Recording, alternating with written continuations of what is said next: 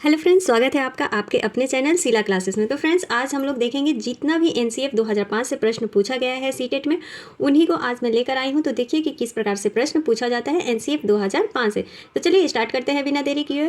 और फ्रेंड्स, अगर कहीं कुछ मिस्टेक हो भी जाए, मैं भी एक इंसान हूँ, अगर गलती हो जाए तो प्लीज़ क्षमा कीजिएगा। चलिए स्टार्ट करते हैं। देखिए, राष्ट्रीय पाठ्यचर्या की रूपरेखा 2005 के अनुसार अधिगम अपने स्वभाव में डैश और है, डैश और डैश है। मतलब एनसीएफ में कहा गया है कि जो अधिगम है वो अपने स्वभाव से कैसा है, डैश और डैश है, निष्क्रिय और सरल है। तो निष्क्रिय जहाँ पर आ गया वो क्या है, गलत हो जाता है, नेगेटिव पॉइंट आ जाता है। देखिए 2 पॉइंट में आ गया निष्क्रिय और सरल। सरल नहीं है, क्या है, सक्रिय और सामाजिक है। तो इसका आंसर क्या हो जाएगा, दूसरा हो जाएगा।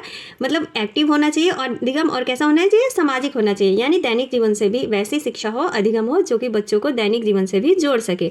अगला क्वेश्चन है, देखिए अगला क्वेश्चन कैसे पूछा है कि हिंदू उत्तराधिकार अधिनियम में लाए गए जो 2005 के संशोधन है निम्नलिखित में से क्या मुहैया कराता है। जो 2005 में जो संशोधन लाया गया है मतलब हिंदू उत्तराधिकार अधिनियम में, तो वो क्या मतलब मुहैया कराता है, क्या इनमें से बातें लागू हैं। हिंदू समुदाय का विवाह संबंधी विशिष्ट कानून अधिकार नहीं, पुरुषों का तलाक के बाद मुआवजा देने की जिम्मेदारी से सुरक्षा का अधिकार, अल्पसंख्यक समुदायों का धार्मिक विद्यालय खोलने का अधिकार तथा महिलाओं का पारिवारिक संपत्ति में बराबर हिस्सेदारी का अधिकार। तो ये आंसर फोर्थ होगा कि एनसीएफ 2005 जो है हिंदू उत्तराधिकार अधिनियम में यह लाया गया कि जो महिलाएं हैं उनको भी जो पारिवारिक संपत्ति है उसमें बराबर हिस्सेदारी का अधिकार दिया गया है। ठीक, ये क्वेश्चन भी बहुत पूछा जाता है कि त्रिभाषा सूत्र के अनुसार स्कूल में पहली भाषा जो पढ़ाई जाए वह डैश हो या डैश भाषा हो। तो मतलब जो पहली भाषा, जैसे प्राथमिक स्कूल के बच्चे होते हैं तो उनको सबसे पहले कौन सी लैंग्वेज में पढ़ाना चाहिए बच्चों को।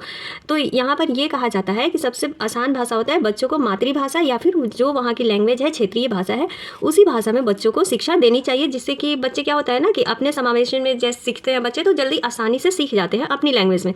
तो इसलिए यहाँ पर कहा गया है कि त्रिभाषा सूत्र के अनुसार स्कूल में पहली पढ़ाई जो हो वो मातृभाषा तथा क्षेत्रीय भाषा में हो। तो इसका आंसर क्या हो जाएगा, तीसरा हो जाएगा। आगे क्वेश्चन देखते हैं। क्वेश्चन क्या कह रहा है कि राष्ट्रीय पाठ्यचर्या की रूपरेखा 2005 जो है वो सामाजिक विज्ञान के संदर्भ में क्या सुझाती है कि बच्चे विद्यालय जीवन का जो जुड़ाव है वो कैसा हो। किताबी ज्ञान से जुड़ा होना चाहिए, किताबी ज्ञान तो बिल्कुल नहीं, शिक्षकों की अपेक्षाओं के साथ होना चाहिए, मतलब जो शिक्षक चाहे उन्हीं के ऊपर होना चाहिए, कक्षा के जीवन के साथ होना चाहिए या फिर बाहर के जीवन के साथ होना चाहिए। तो एनसीएफ क्या कहता है कि जो बच्चे का जो भी पाठ्यक्रम हो वो बाहरी जीवन के साथ होना चाहिए। तो इसका आंसर क्या हो जाएगा, फोर्थ हो जाएगा कि बाहर जीवन के साथ संबंध होना चाहिए। अगला क्वेश्चन देखते हैं। देखिए फ्रेंड्स, एक ही क्वेश्चन को किस प्रकार से कितने तरीके से घुमा घुमा करके क्वेश्चन पूछा जाता है। देखिए यहाँ पर क्या पूछा कि उच्च प्राथमिक स्तर पर सामाजिक एवं राजनीतिक जीवन की पाठ्य पुस्तक का शिक्षण निम्नलिखित में से किस एक उपागम पर बल देता है। मतलब जो राजनीतिक जीवन की पाठ्य पुस्तक है और जो सामाजिक है वो किस पर सबसे अधिक बल देता है।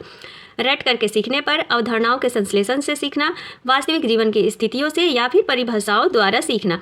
तो क्या होगा यहाँ पर कि वास्तविक जीवन की स्थितियों से जोड़ करके ही सीखने पर बल देती है। इसका आंसर क्या हो गया, तीसरा इसका आंसर हो गया। अगला क्वेश्चन, राष्ट्रीय पाठ्यचर्या की रूपरेखा 2005 प्रस्तावित करती है कि भूगोल पढ़ाया जाए जिससे, मतलब भूगोल किस लिए पढ़ाना चाहिए, जिससे कि बच्चे में क्या हो, प्राकृतिक संसाधनों की अधिकतम प्राप्ति और उपयोग पर ध्यान केंद्रित किया जा सके बच्चों का, पर्यावरणीय चिंता तथा इसके संरक्षण के संबंध में आलोचनात्मक जो है समझ पैदा की जा सके। मतलब कि पर्यावरण उनको बताया जा सके, हाँ भाई पर्यावरण, पेड़ पौधे अगर काटे जा रहे हैं तो इसका हानि क्या होगा, या पेड़ पौधे नहीं लगाने से इसकी भी हानि क्या होगी। तो ये सब बताया जाना चाहिए भूगोल के द्वारा। या भारत की विविध भौगोलिक विशेषताओं की इसके आर्थिक विकास की भूमिका को जान सके तथा विद्यार्थियों के प्राकृतिक आपदाओं के भारत की आर्थिक जो अर्थव्यवस्था है जो भी नष्ट होता है उसके बारे में वो जान सके और उनको मार्गदर्शन किया जा सके। तो इसका सही आंसर क्या होगा, भूगोल किस लिए पढ़ाना चाहिए, ताकि बच्चे जो है वो पर्यावरण जो भी चिंताएं हैं उसको समझ सके तथा इसके संरक्षण के संबंध में जो है बच्चे आलोचनात्मक समझ पैदा कर सके। मतलब इसके हानि और गुण और दोषों को समझ सके कि हाँ पेड़ लगाने से क्या फ़ायदा है तथा पेड़ों को नष्ट करने से क्या फ़ायदा है। तो उनको पर्यावरण के बारे में बताया जा सके, इसीलिए भूगोल क्या होना चाहिए, बच्चों को पढ़ाना चाहिए। अगला क्वेश्चन देखते हैं। अगला क्वेश्चन, राष्ट्रीय पाठ्यचर्या रूपरेखा 2005 के अनुसार उच्च प्राथमिक स्तर पर सामाजिक विज्ञान की विषय वस्तु निम्नलिखित में से किन विषयों से ली जानी चाहिए। देखिए उच्च प्राथमिक स्तर पर पूछ रहा है कि जो सामाजिक विज्ञान की विषय वस्तु है, जो विषय है, जो सिलेबस है वो किससे लेनी चाहिए। इतिहास, नागरिक शास्त्र व भूगोल, इतिहास, भूगोल, राजनीति शास्त्र व अर्थशास्त्र, पर्यावरण विज्ञान, इतिहास, नागरिक शास्त्र व भूगोल तथा आपदा प्रबंधन, इतिहास, राजनीति शास्त्र व मूल्यपरक। तो देखिए फ्रेंड्स, ये नागरिक शास्त्र इसमें नहीं दिया गया है, इसमें दिया गया है इतिहास, भूगोल, राजनीति शास्त्र व अर्थशास्त्र। तो इसका आंसर क्या हो जाएगा? दूसरा हो जाएगा। अगला क्वेश्चन है सामाजिक विज्ञान की शिक्षण पद्धति और संसाधनों के बारे में राष्ट्रीय पाठ्यचर्या की रूपरेखा 2005 के अनुसार सामाजिक विज्ञान के शिक्षण के लिए निम्नलिखित में से किसको अपनाना चाहिए। मतलब राष्ट्रीय पाठ्यचर्या की जो रूपरेखा है वो सामाजिक विज्ञान के शिक्षक के लिए किसको अपनाना चाहिए? सामाजिक विज्ञान के शिक्षण ऐसे तरीके जो रचनात्मक और आलोचनात्मक परिप्रेक्ष्य को बढ़ाते हो, ऐसा उपागम जिसमें बुद्धिमत्ता को बढ़ाने के लिए अधिक शिक्षण सहायक सामग्री शामिल हो। तीसरा है ऐसी रणनीतियाँ जो विद्यार्थियों को लंबे समय तक तथ्य याद रखने में सहायक करती हो। याद रखने की तो कोई ऐसी बात ही नहीं होती है।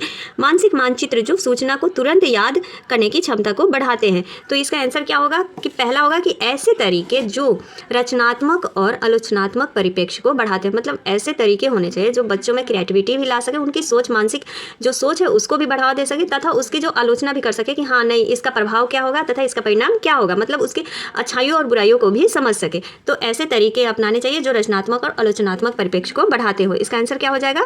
फर्स्ट हो जाएगा। एनईपी 1986 से प्रश्न पूछा गया है कि राष्ट्रीय जो शिक्षा नीति है 1986 इनमें से निम्नलिखित में से किसके लिए एकीकृत कार्यक्रम विकसित करने का सुझाव दिया था। जो एनईपी 1986 था वो क्या विकसित करने के लिए सुझाव दिया था? विकलांग बच्चों के नियमित स्कूल में पढ़ने के लिए, विकलांग बच्चों को विशेष स्कूलों में पढ़ने के लिए, विशेष स्कूलों में के लिए कोई नहीं कहा था, लड़के और लड़कियों की सह शिक्षा के लिए तथा मानसिक रूप से विकलांगों की शिक्षा के लिए। तो इसका जो आंसर होगा वो ये होगा कि जो विकलांग बच्चे हैं उनके जो नियमित स्कूल में पढ़ने के लिए, जो विकलांग बच्चे हैं, जो डिसेबल बच्चे हैं, वो भी क्या करें कि अपनी पढ़ाई जो है वो नियमित रूप से चालू रख सके और उनकी भी जो शिक्षा है वो सही ढंग से हो सके। तो इसके लिए ये एनईपी जो राष्ट्रीय शिक्षा नीति बनाई गई थी कि विकलांग बच्चे जो है, जो डिसेबल है, जिनको हल्की दिखाई देती है या जो थोड़े हकला कर बोलते हैं, वे बच्चे भी स्कूल जा सके और शिक्षा ग्रहण कर सके। अगला क्वेश्चन है कि हिंदू उत्तराधिकारी जो संशोधन अधिनियम 2005 के अनुसार निम्नलिखित में से क्या सत्य है पुत्रों, पुत्रियों और उनकी माताओं का पारिवारिक संपत्ति में बराबर हिस्सा। आर्य समाज के अनुयायियों पर यह अधिनियम लागू नहीं होता।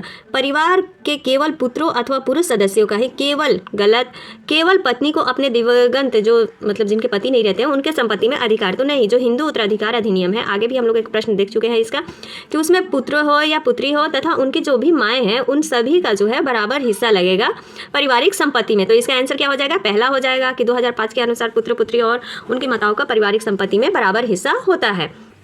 एक क्वेश्चन है कि राष्ट्रीय पाठ्यचर्या की रूपरेखा 2005 यह सुझाव देती है कि जो नागरिक शास्त्र की जगह राजनीतिक विज्ञान शब्दावली का प्रयोग किया जाए। क्योंकि यानी नागरिक शास्त्र न प्रयोग करके राजनीतिक विज्ञान प्रयोग किया जाए। क्यों किया जाए भाई? राजनीतिक विज्ञान एक अध्ययन क्षेत्र के रूप में वैश्विक रूप से स्वीकृत है। राजनीतिक विज्ञान राजनीतिक प्रशिक्षण उपलब्ध कराएगा। नागरिक विज्ञान शब्दावली राज एरा में बनाई गई और जो आज्ञाकारिता तथा ईमानदारी के साथ जुड़ी हुई है। तो इसका ये बात नहीं कही गई है। राष्ट्रीय पाठ्यचर्या रूपरेखा 2005 में यह सुझाव देता है कि जो राजनीतिक विज्ञान है एक अध्ययन क्षेत्र के रूप में वैश्विक रूप से स्वीकृत है। क्योंकि राजनीतिक इससे पॉलिटिकल साइंस यानी ये वैश्विक रूप, विश्व रूप से ये क्या किया गया है? स्वीकार किया गया है।